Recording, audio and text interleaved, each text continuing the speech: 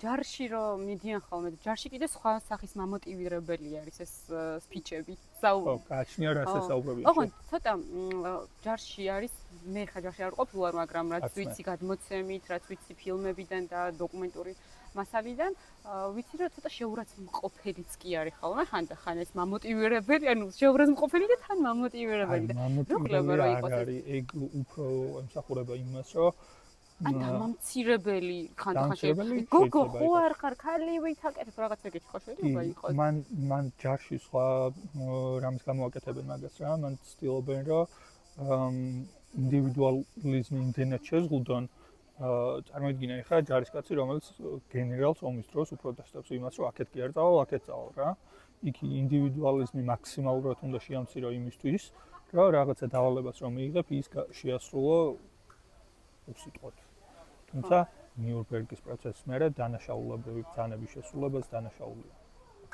ძალიან მიხარია რომ ეგრეა.